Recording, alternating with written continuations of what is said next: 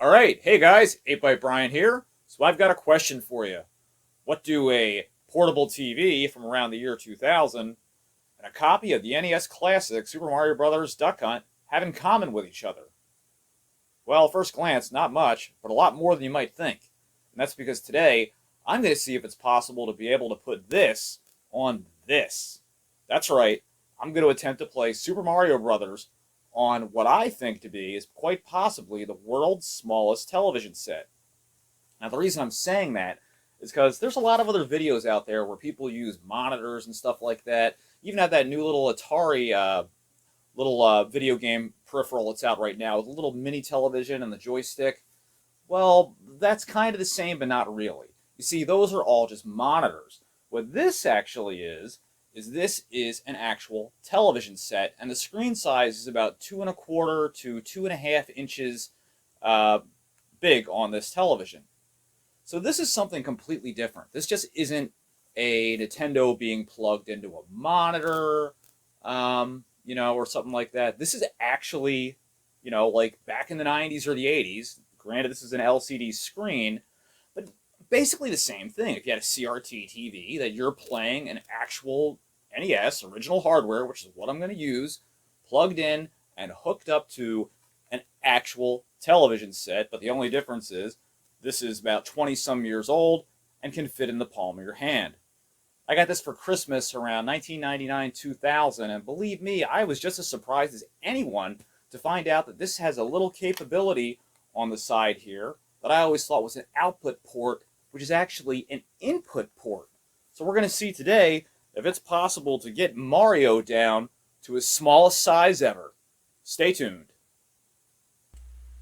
So this story started out about a month or two ago when I came across my little portable Olympus TV set from over 20 years ago, and I wanted to see if it still worked. I tried putting batteries in it and nothing happened, so I decided to take it apart and check everything out to make sure it was working right.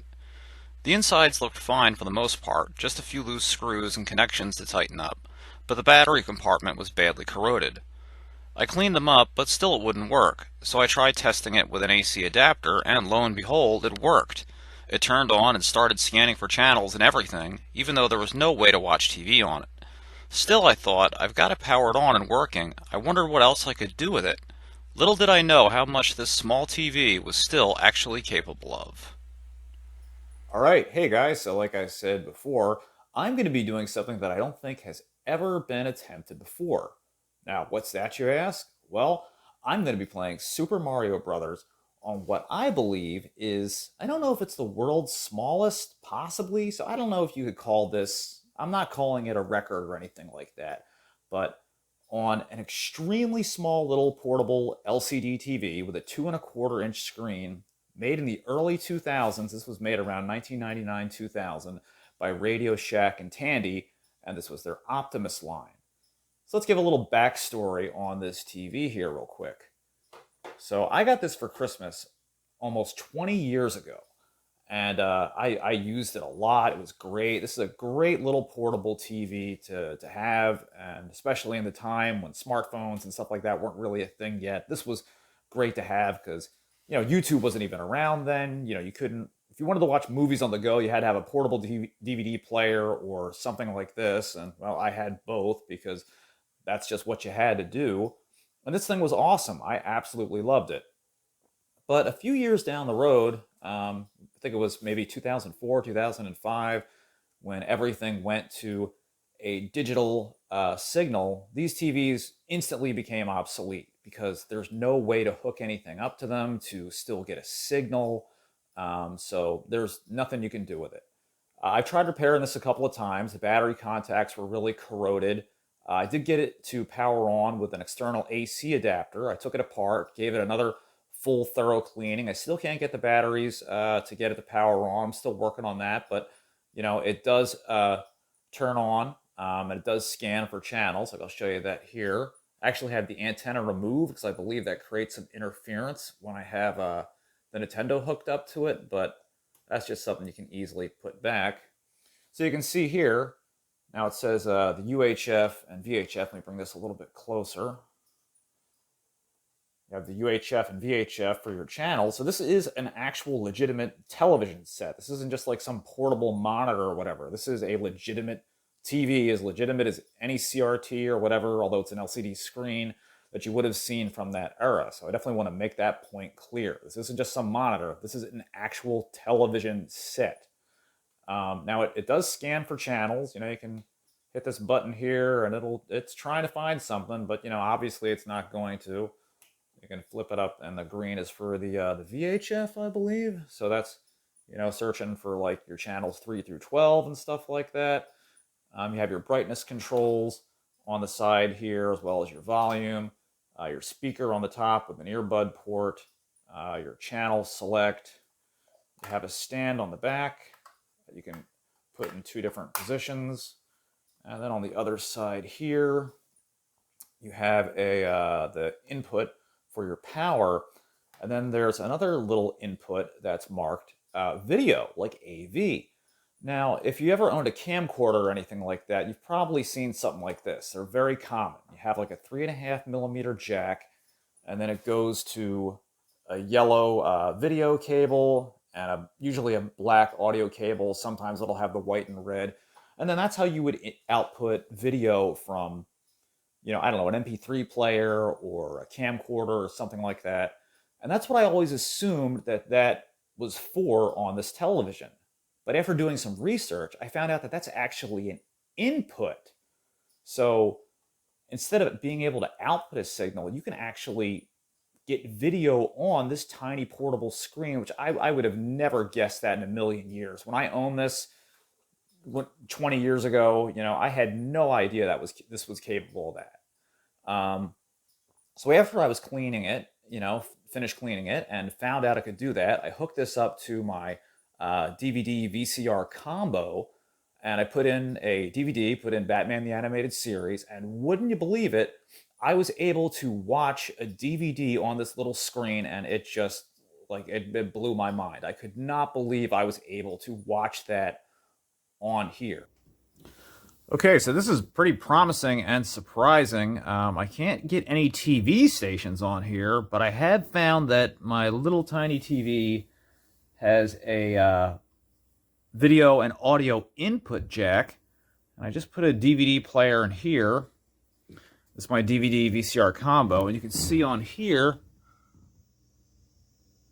there's the screen, DVD and VHS go video. So now I'm going to hit play on the DVD player here. Let's see what the hell happens.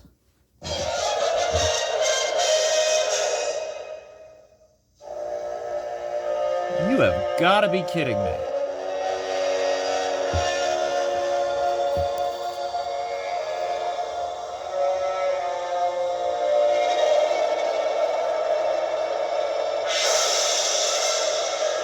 This is unbelievable.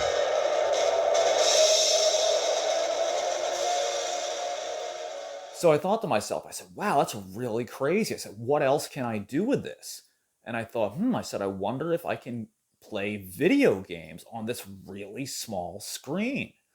And so I hooked it up to a couple of different Nintendos, and the cable's not the best, the connection's not the greatest, but I was able to get a good clear signal.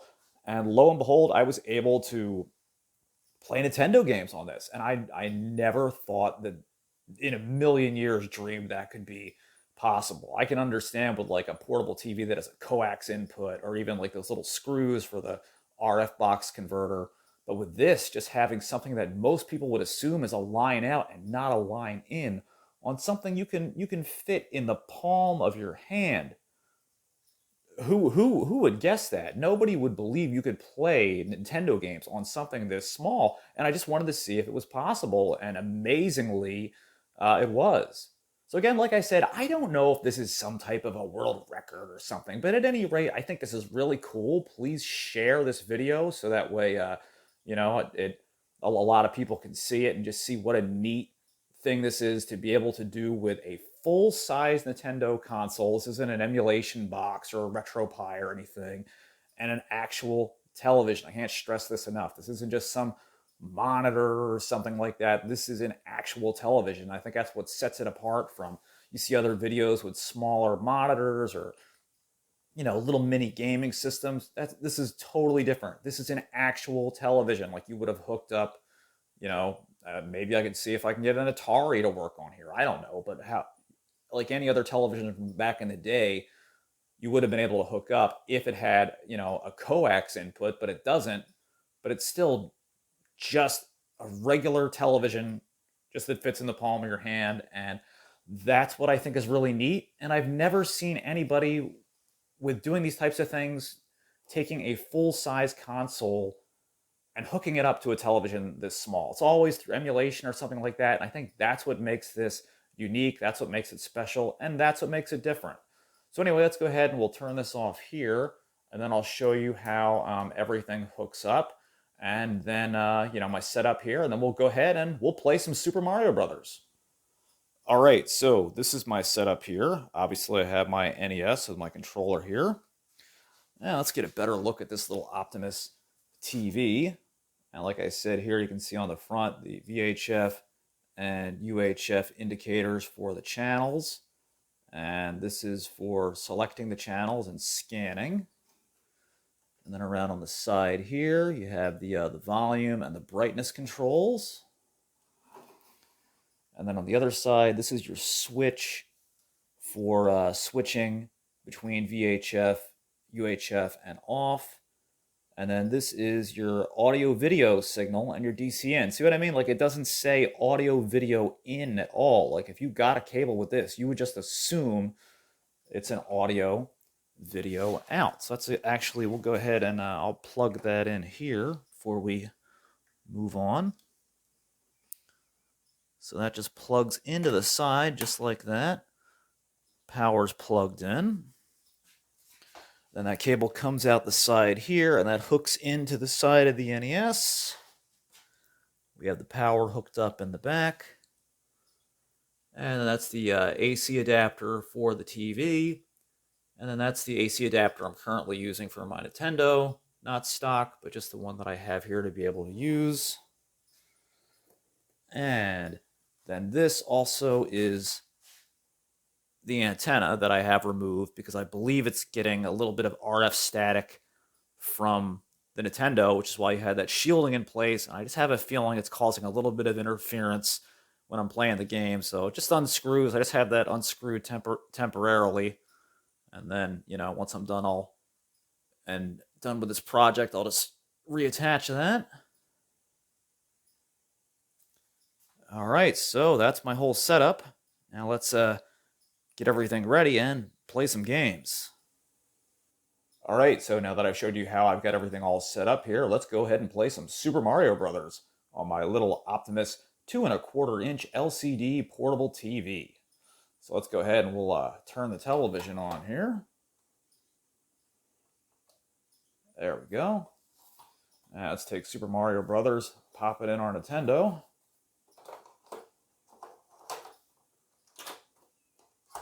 There we go. We'll grab our controller, cross our fingers, and hit that power button. And there we go, Super Mario Brothers Duck Hunt. We got the title screen on our tiny little 2¼ inch screen. And there's the main screen. So, looking good so far. Let's play some Super Mario Brothers. Let's see how far we can get. Rolled 1-1. Alright, sound's coming through pretty good. Dun, dun, dun, dun, dun, dun, dun, dun, dun. Dun, dun, dun. I don't know if Mario's ever been this small on such a small television. Oh, come on, I hit the A button.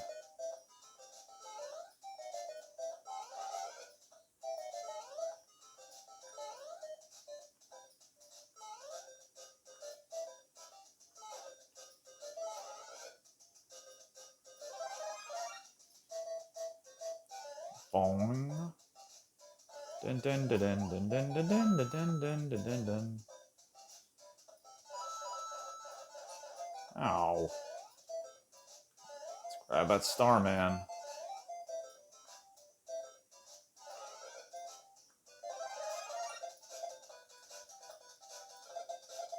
All right, go Mario, go!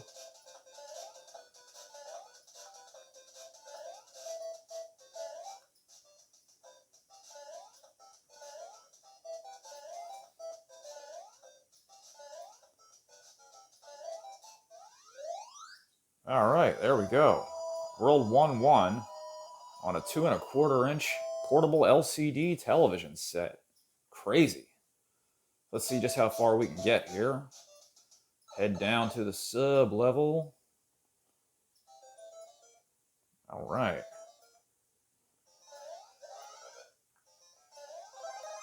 Fire flower.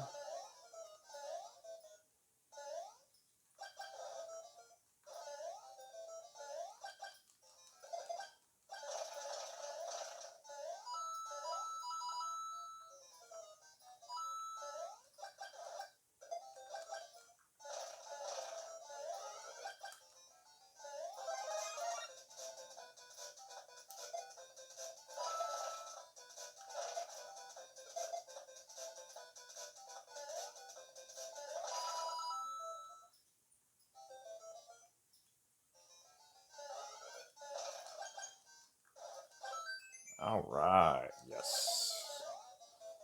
Let's go nab some coins.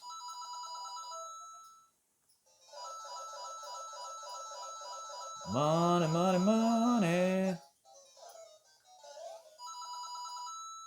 All right.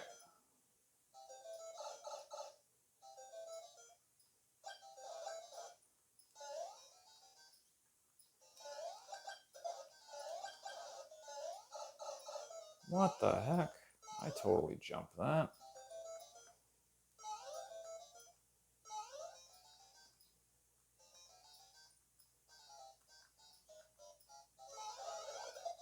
Oh no, I didn't mean to hit that at the same time. Crud. Ah well, on to Warp Zone. Warp Zone.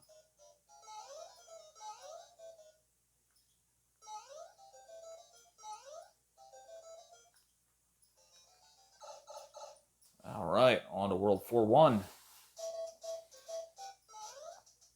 Doot doot doot doot doot doot doot doot doot doot doot doot. Ugh! Hate those spinies.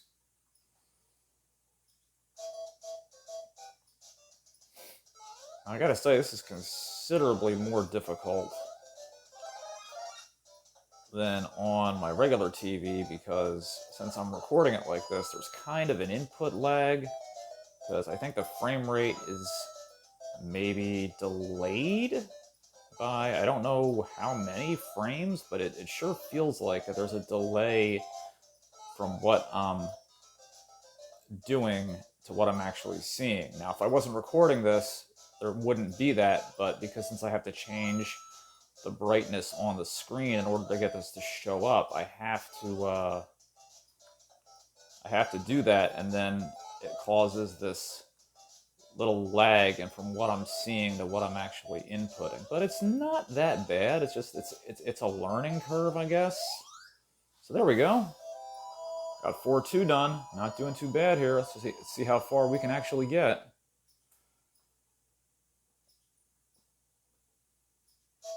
And regardless, it's just pretty crazy that I'm playing Nintendo games on a TV this size. So like I said, I don't know if this is like a world record or anything because I see other people with, you know, like small little monitors and stuff. Oh, come on. Come on. But I've never seen anyone have a actual Nintendo, like a full Nintendo, like legit Nintendo setup, like pretty much as legit as you would have like back in the day or even now, like hooked up to a real television. Like this isn't just hooked up to a monitor, it's not a Raspberry Pi. Like this is an actual Nintendo hooked up to an actual television. And I don't think I've ever seen anyone do one this small. So, you know, do I know? Can I say for certain that this is a world record? I don't know. You know, there could be other people out there that have done it. But I have myself never seen and wasn't able to find anyone playing any type of video games like Nintendo or anything on a TV like actually this size that's actually a television. And that's the difference. This isn't just, a little emulation box. This is a legit hardware setup hooked up to a legit television that actually has like VHF and UHF adapters. So I think that's a big difference.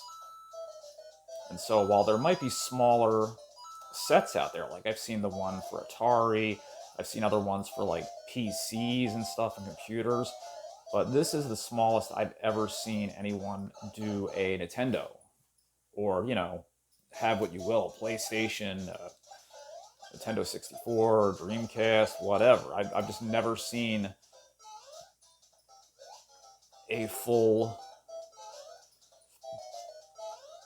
system setup like this. So I think this is really cool, and I definitely think this is something worth noting, because it's something that, number one, who is going to think to do something this crazy? Like, there's not really a purpose to doing this except for the fact, okay, is it doable? Is this possible? Can this little LCD TV from 20 years ago understand the input signal that it's even getting? And I think that is the fun, and for me, that was the challenge. And it's just crazy fun to be able to play Super Mario Brothers on such a small television. All right, so I didn't get very far, only got to World 4-1, but still had a lot of fun with this project and had a lot of fun playing Super Mario Brothers on my old little portable 2.25-inch LCD TV made by Radio Shack and Tandy, the Optimus brand from, way back in the day in the late 90s, early 2000s. So thank you guys for tuning in. Thank you for checking this out. Please make sure to share this video. Let other people see this. I think it's a really cool little achievement here. And definitely make sure to subscribe and like the video. And I'll see you guys next time. Game on. Hey guys, if you liked the video that you just watched, don't forget to hit that subscribe button down below, and you can follow me at Facebook at King of Retro or Twitter at #8ByteBrian. See you next time.